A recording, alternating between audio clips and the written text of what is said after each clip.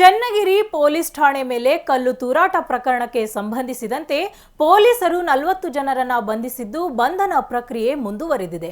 ಬಂಧನ ಭೀತಿಯಿಂದ ಇಲ್ಲೊಂದು ಗ್ರಾಮವೇ ಖಾಲಿಯಾಗಿದ್ದು ಗ್ರಾಮವೇ ಬಿಕೋ ಎನ್ನುತ್ತಿದೆ.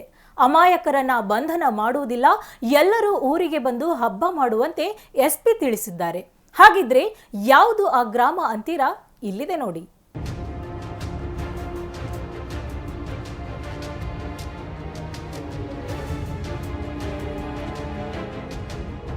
ದಾವಣಗೆರೆ ಜಿಲ್ಲೆ ಚನ್ನಗಿರಿ ತಾಲೂಕಿನ ಹೊನ್ನೆಬಾಗಿ ಗ್ರಾಮವೇ ಖಾಲಿಯಾಗಿದೆ.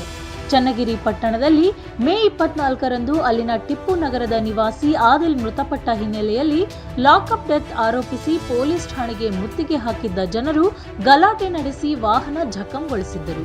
ಅಲ್ಲದೆ ಪೊಲೀಸ್ ಠಾಣೆಗೂ ಕೂಡ ಹಾನಿ ಮಾಡಿದ್ದರು.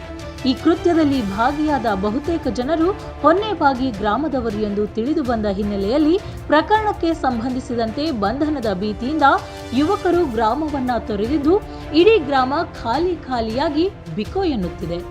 ಗ್ರಾಮದ ಅನೇಕ ಮನೆಗಳಿಗೆ ಬೀಗ ಹಾಕಲಾಗಿದೆ. ಆದರೆ ಇದೇ ತಿಂಗಳ 17ರಂದು ಬಕ್ರೀದ್ ಹಬ್ಬ ಇದ್ದು ಅಮಾಯಕರನ್ನ ನಾವು ಬಂಧಿಸುವುದಿಲ್ಲ, ಊರಿಗೆ ಬಂದು ಹಬ್ಬ ಮಾಡಿ ಎಂದು ಎಸ್ಪಿ ಉಮಾ ಪ್ರಶಾಂತ್ ತಿಳಿಸಿದ್ದಾರೆ. ಚನ್ನಗಿರಿಯಲ್ಲಿ ಈಗ ಶಾಂತ ರೀತಿಯಿಂದ ಇದೆ.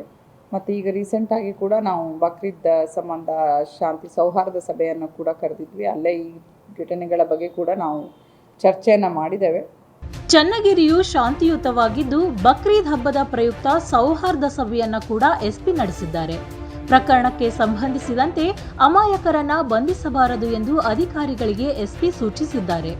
ಬಕ್ರೀದ್ ಹಬ್ಬ ಬರುತ್ತಿರುವ ಹಿನ್ನೆಲೆಯಲ್ಲಿ ಪ್ರತಿಯೊಬ್ಬರೂ ಗ್ರಾಮಕ್ಕೆ ಬಂದು ಹಬ್ಬ ಆಚರಿಸಲಿ, ನಾವು ಈ ಪ್ರಕರಣದಲ್ಲಿ ಅಮಾಯಕರನ್ನ ಬಂಧಿಸುವುದಿಲ್ಲ ಎಂದು ಮನವರಿಕೆ ಮಾಡಿದ್ದು ಮುಸ್ಲಿಂ ಸಮಾಜದ ಮುಖಂಡರು ಕೂಡ ಇದಕ್ಕೆ ಒಪ್ಪಿದ್ದಾರೆ. ಇಲ್ಲಿಯ ತನಕ ಪ್ರಕರಣಕ್ಕೆ ಸಂಬಂಧಿಸಿದಂತೆ 40 ಜನರನ್ನ ಬಂಧಿಸಲಾಗಿದೆ. ಇನ್ನೂ ಕೂಡ ಆರೋಪಿಗಳ ಬಂಧನ ಪ್ರಕ್ರಿಯೆ ಮುಂದುವರೆದಿದೆ ಎನ್ನುತ್ತಾರೆ ಎಸ್ಪಿ.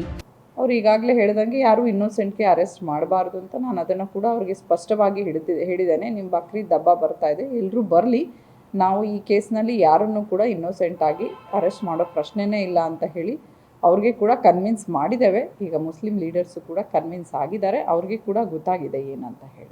ಈಗ 40 ಜನಕ್ಕೆ ಅರೆಸ್ಟ್ ಮಾಡಿದ್ದೀವಿ, ಫರ್ದರ್ ಯಾರಿಗೂ ಮಾಡಲಿಲ್ಲ, ಇನ್ನು ಫರ್ದರ್ ಪ್ರಕ್ರಿಯೆ ಮಾಡಬೇಕು.